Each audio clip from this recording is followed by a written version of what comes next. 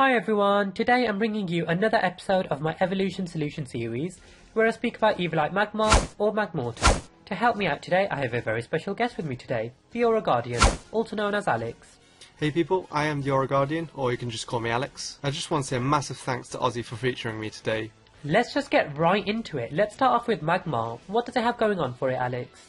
Well Ozzy, Magmar is a pure fire type. This means it has a total of 3 weaknesses, being ground, one of the best offensive types in the game, rock, which does unfortunately mean that Magmar is going to be weak to stealth rocks, and of course water. However, it also has an impressive 6 resistances, being bug, steel, fire, grass, ice and fairy, so I think that's a pretty good trade-off. The pure fire typing does somewhat complement Magmar's stats. On the downside, the 495 base stat total doesn't look that glamorous, and its rather low HP along with its low defense doesn't really help it out either. On the plus side, Magmar's defensive stats rise by 50% thanks to eviolites, on top of its 6 resistances making it decently bulky. Put that on top of its solid offensive stats, and the fact that Magmar is both bulkier and faster than its evolution, Magmar is definitely worth taking into mind, as in the right hands it can be quite a threat. I'm not entirely convinced. I just feel like using up its item slot for eviolite is not a very good sacrifice. I mean, I get its defense and special defense will have a 50% buff, but Magmar is one of those Pokemon that would be absolutely crippled by knockoff or trick. Ozzy, eviolite Pokemon are a risk anyway. Magmar isn't the only one affected by this. You argued previously that eviolite Spritzee was viable, and that thing would get destroyed even with eviolite. Hey, let's leave Spritzee out of this, okay? Anyway, as I was saying, Magmar's stats are quite respectable, and with access to a plethora of moves, Magmar can really pose a threat to your opponent. Also, you're forgetting that Magmar shares the same abilities as Magmortar, so Magmortar doesn't really have the edge over Magmar. Speaking of abilities, Magmar's primary ability is Flame Body. When a Pokemon with this ability is hit by a move that makes physical contact, there's a 30% chance that the attacking Pokemon will become burned, so there's a nice chance to decrease your opponent's attack stat, as well as deterring them from using physical attacking moves, due to its not so impressive defenses. Its hidden ability, Vital Spirit, prevents it being afflicted by sleep and yawn. Rest will also fail when used by any Pokemon with this ability. I don't really think it adds to anything.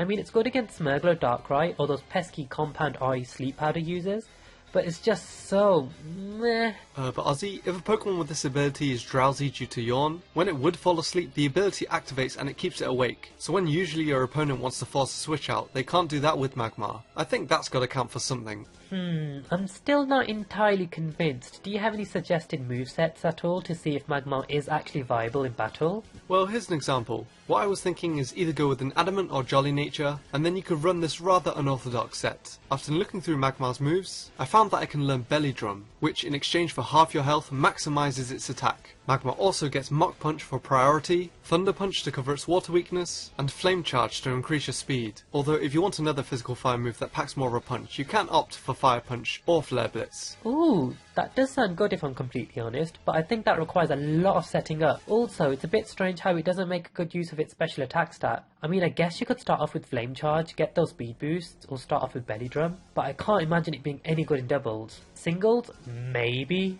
I'm not so sure in doubles though.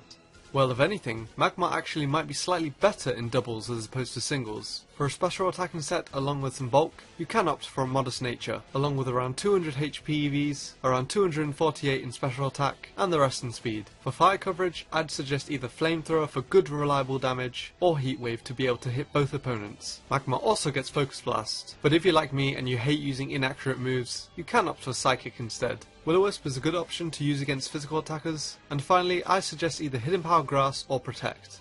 Okay, I've had enough talking about this duck face thing. Let's move on to Magmortar. So, it evolved from Magmar when traded holding a Magmizer, and it has also been blessed with some very impressive stats. So its hit point stat of 75 is pretty respectable, with a high physical attack stat of 95, physical defense stat of 67, a special attack stat of 125, special defense stat of 95, and a respectable speed stat of 83. It pretty much has the same abilities as Magmar, so we don't really need to cover that, so let's get right into his potential movesets. Magmortar is a lot of fun to play around with.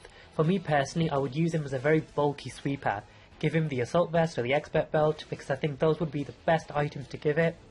In terms of which ability to use, it doesn't really matter too much. I mean, you can go for Vital Spirit. For the EV spread, what I would personally go for is 116 in hit points, 252 in special attack, 114 special defense, give it the modest nature for the extra buff in special attack. And in terms of the moveset, I know that it's very unorthodox, but I would go for pure power. So Fire Blast for pure power, Thunderbolt for the water weakness, Focus Blast just cuz, and you can either go for Psychic or Substitute, it doesn't really matter too much. Despite Magmortar's weakness to Stealth Rocks and early game hazards, Magmortar is a great special wall breaker, especially in NU, with a very respectable high special attack stat. It allows you to deal with very bulky Pokemon like Chansey, Ordino with complete ease. Maximum investment in special attack is needed to deal enough damage. Investment in hit points and special defense allows it to take certain hits significantly easier. Usually Assault Vest is preferred, but Expert Belt can be an option to deal a little bit more damage. Vital Spirit is meant to counter many Sleep Powder users such as Lilligant, but Flame Body can work just as well. Yeah, I don't really have anything to say against the set, although again I'm not a fan of Focus Blast. Instead, I would most likely either go for Hidden Power Grass, giving you a move to hit Pokemon like Swampert and Gastrodon, or maybe even Earthquake, since it's still a powerful ground move that should always be considered by any Pokemon that gets access to it. As usual, the thing that Magmortar has over Magmar is that it has the versatility to choose an item slot, as it doesn't have to worry about wasting an item slot on eviolite. Well, if it were up to me, I think I'd choose Magmar. With the eviolite, the only things that Magmortar has over its pre-evolution, aside from the free item slot, is access to some more move options, and hitting slightly harder on the special side. Magmar on the other hand is bulkier, faster, and still has good enough special attack to do some damage. Not only that, but I've actually seen Magmar being used in competitive more than Magmortar, believe it or not. So what about you, Ozzy?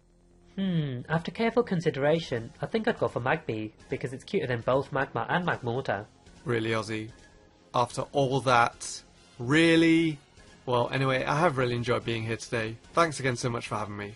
I really appreciate your help on this one, Alex. You really helped to add some clarity to identify which Pokemon is better to use.